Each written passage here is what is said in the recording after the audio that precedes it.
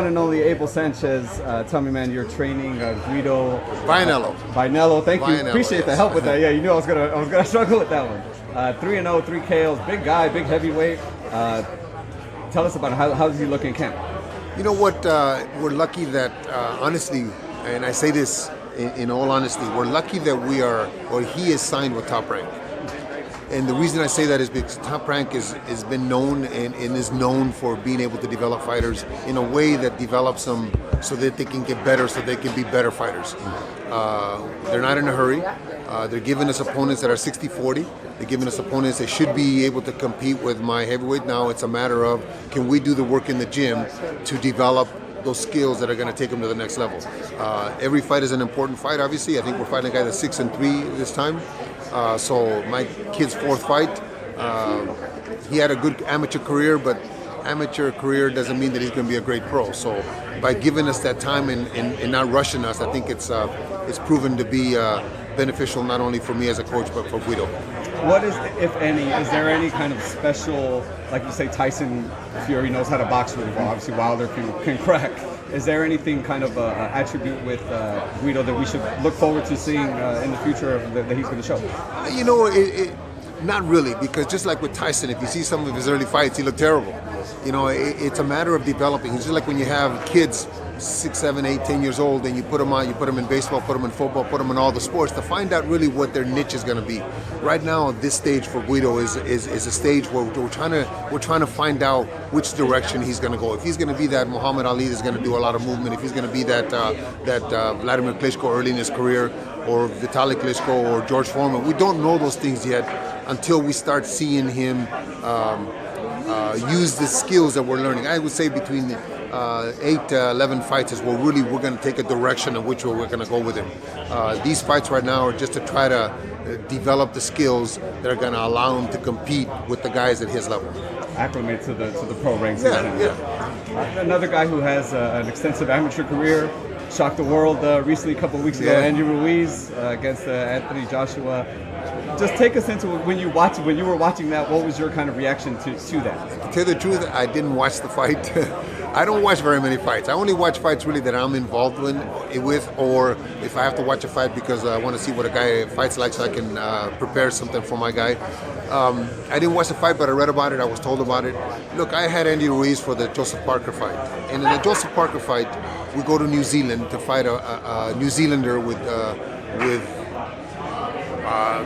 extensive credibility, not only credibility, but a career there where he's loved. The crowd went crazy every time he blew a punch by Andy that didn't hit him. So I told Andy before we left here that we were 3 points down getting on the plane. We lost a split decision or majority decision there. The head commissioner from New Zealand, next day came out in the media and said that Joseph Parker got a gift, that Andy Ruiz won the fight. Of course, he was fired after that because he didn't go along with the program. But so we feel like we won, but we didn't do enough. And I told Andy this, and his father, and I discussed it with Andy after. We didn't do enough to beat somebody in their hometown. We won the fight, but it was too close for us to win in your hometown. Going into this fight, talking to his dad and talking to Manny Robles, his coach, a month before the fight, 2-3 weeks before the fight, it seemed like Andy, once the fight was made, Andy had a chip on his shoulder. Andy had, like this time, I'm not going to be denied. And he showed that, man. And unfortunately for Anthony, I think Anthony looked at the body, looked at the guy that just fought Joseph Parker, looked at the guy that fought Dimitrenko several weeks before that and said, heck, I could beat that guy. So maybe mentally Anthony wasn't in the fight as he should have been.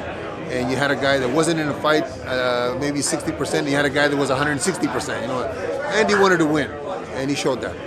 Compare the Joseph Parker Andy to the Anthony Joshua, at least just like physically, he was around the same weight. Technically, he did everything that we've done in the gym, that he's done in the gym.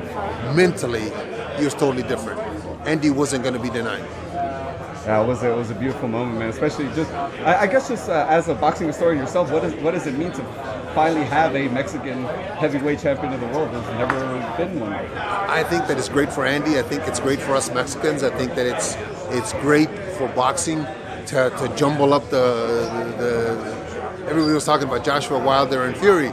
Now you got Joshua Wilder in Fury and Andy Ruiz. So it's good to have a mix. It's good to have, just like when we had Leonard, Hagler, Duran, and Hearns back in the 80s. You know, they can all fight each other and give us all those kind of fights that we want to see. Triple G fought last weekend. What were your thoughts on his performance and how he looked? Again, I didn't get to see it. I was at dinner with my wife. You don't watch a lot of boxing. I don't watch a lot of boxing, seriously. I watch fights that my guys are involved in, obviously when I have a fighter, or guys that my guys are going to fight so that I can prepare plans for. But I don't watch much boxing. I read about it, obviously, but look, we had a nine-year run, 23 KOs in a row, 20 defenses, highest KO percentage. What's he going to do different? He's going to do the same thing that's the foundation that we laid at the Summit Gym. Last thing, man, you believe you have Sorio fighting Soro's fighting July 20th against Brian Castaño for the WBA title in Marseille, France. Ooh. I know. So we've been there several times. But yeah, it's a good fight for us. They fought once before in a very controversial decision that was added 3 or 4 times by the judges. We lost a split decision, I think. It was really crazy. They added it once and it was Soro. They added it the other day. It was back and forth. But it doesn't matter. What matters is we're getting the WBA ordered the rematch after the Lara fight. And it went to first bid, and now we're fighting July the 20th. He's in camp now, getting ready. He's a possessed man. Hey man, I love that fight. I put it up before. Yeah. Appreciate your time. Always is able. Thank you so much, brother. Thank you very much. Best of luck. All right.